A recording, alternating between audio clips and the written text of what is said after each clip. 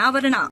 ಶಿವಮೊಗ್ಗದ ವಾಲ್ಮೀಕಿ ಅಭಿವೃದ್ಧಿ ನಿಗಮದ ಅಧಿಕಾರಿ ಚಂದ್ರಶೇಖರ್ ಅವರ ಆತ್ಮಹತ್ಯೆಗೆ ಕಾರಣರಾದ ಪರಿಶಿಷ್ಟ ವರ್ಗಗಳ ಕಲ್ಯಾಣ ಖಾತೆ ಸಚಿವ ನಾಗೇಂದ್ರ ಅವರನ್ನು ತಕ್ಷಣವೇ ವಜಾ ಮಾಡಿ ಬಂಧಿಸಿ ತನಿಖೆ ನಡೆಸುವಂತೆ ಬಿಜೆಪಿಯ ಮಾಜಿ ರಾಷ್ಟ್ರೀಯ ಪ್ರಧಾನ ಕಾರ್ಯದರ್ಶಿ ಸಿಟಿ ರವಿ ಆಗ್ರಹಿಸಿದ್ದಾರೆ.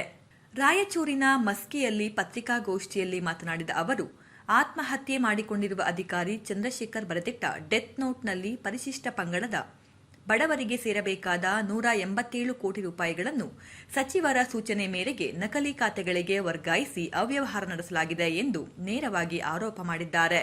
ನಿಗಮದ ಆಡಳಿತ ನಿರ್ದೇಶಕ ಹಾಗೂ ಅಧಿಕಾರಿಗಳು ನಕಲಿ ಖಾತೆಗಳನ್ನು ತೆರೆದು ಈ ಹಣವನ್ನು ವರ್ಗಾವಣೆ ಮಾಡಿಕೊಂಡಿದ್ದಾರೆ.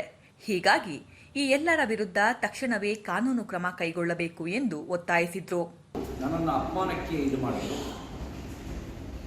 ಈ ಅಪಮಾನದಿಂದ ಬೇಸತ್ತು ನಾನು ಆತ್ಮಹತ್ಯೆ ಮಾಡ್ಕೊಳ್ತಾ ಇದ್ದೀನಿ ಅನ್ನೋದ್ರ ಜೊತೆಗೆ ಇಲಾಖೆಯಲ್ಲಿ ಆಗಿರ್ತಕ್ಕಂಥ 187 ಕೋಟಿ ರೂಪಾಯಿಗಳ ಅವ್ಯವಹಾರವನ್ನು ಕೂಡ ಎಳೆಯಾಗಿ ಬಿಡಿಸಿಟ್ಟಿದ್ದಾರೆ.